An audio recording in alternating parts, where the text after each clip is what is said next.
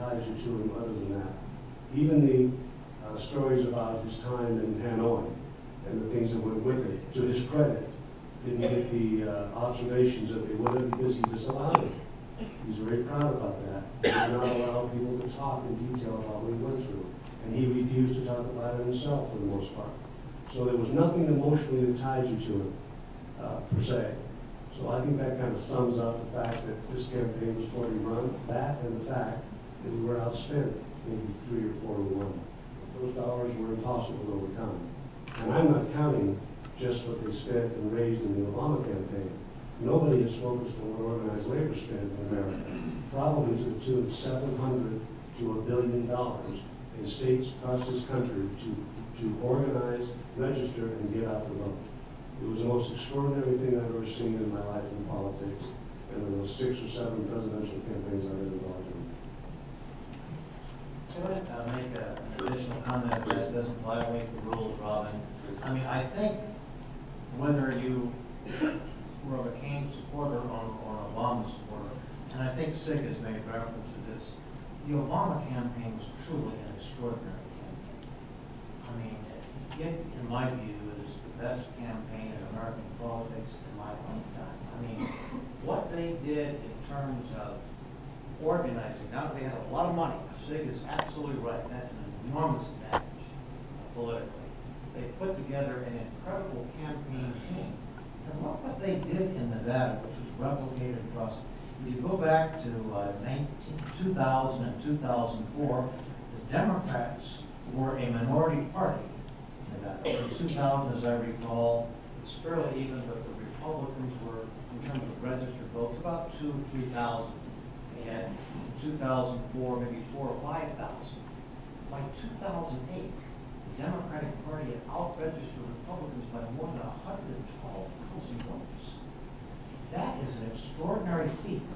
Putting aside for a moment what your political preferences are, where your ideology, you've got to say, that's a hell of a job. Nobody had ever done that before, at least in Nevada. And his field organization was superb.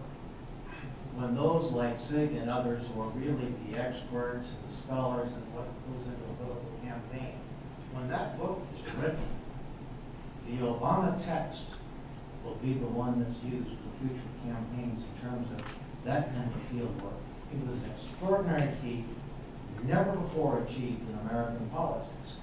How he did it, I don't fully understand, but it was an act that was just incredibly well executed. And that was a part of the political success as well. I want to add just one thing to that, just so you can reference it to bring it home. In Nevada, the 2 races that should never have been lost by Republicans for the most part were the state senate races of Bob Pierce and Joe Hatch. Those are 2 races that lost strictly because they voted a straight Democrat ticket. That's a good example right at home here of unknown candidates, never run before. Either of those 2 ladies that won, they beat those 2 incumbents. Joe Hatch was actually considered a reasonably moderate legislator. Bob Beard, I know, is extreme in one regard. He's very smart and he works hard. They should have not lost those elections, all things being equal. But because you had the changes in the registration numbers, they voted D down the ticket, and that changed the dynamic. Now, Republicans are not stupid. They're going to do the same thing in this next election cycle. They're going to go to the computers. They're going to raise their $100 million, $500 million. They're going to do the same thing because flattery is the greatest thing that you can bestow upon the campaign that just was so successful.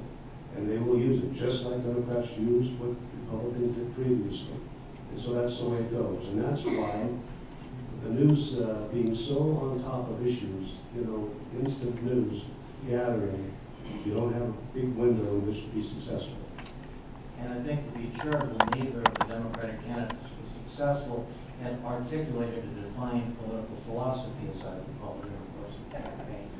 That may also be part of the strategy as well.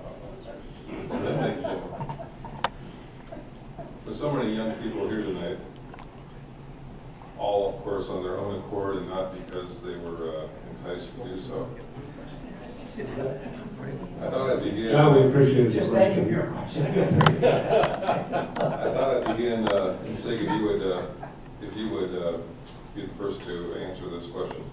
By asking both of you your impressions of the impact of the youth vote on the presidential election. Some analysts have said the number of voters under 25 were not remarkably higher than in 2000 and 2004. Others say engaged younger voters not only made a difference, but in some ways were a catalyst for older age groups to take a stand for either candidate. Sig, we'll start with you. What is your take on the impact of the youth vote? Well, the numbers weren't extraordinary, actually. That's the funny thing about it, but the energy levels were extraordinary. And I think that changed the dynamic. And perceptions are reality in politics. And the perception was that all of youth America was getting up every weekend at 6 o'clock, getting cleaned up, having breakfast, and going campaigning. That wasn't the case. The turnout model wasn't as great as you would have thought it to be. But the energy level was extraordinary. And those that did work, did walk door to door, and did cross the borders, and did drive from California here, and knock on doors, and do the things that you'd like to see done. I view it a lot like the Kennedy years, but even more extraordinary than that.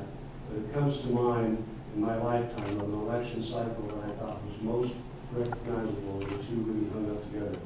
The Kennedy campaign in 1960, and this campaign for Barack Obama in 2008.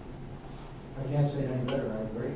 Just as Kennedy energized a generation of Americans, Obama has had the same impact. And what the long-term impact is, it's far too early to tell. There's no question people got energized. I can recall walking down the street. I had an appointment down the street. I still have a few of those, even as an old pensioner. But the two construction guys were waiting in the building there, and all of a sudden, it's the day before the election. They're talking about Obama. I thought, boy, that never occurred when I was running for public office.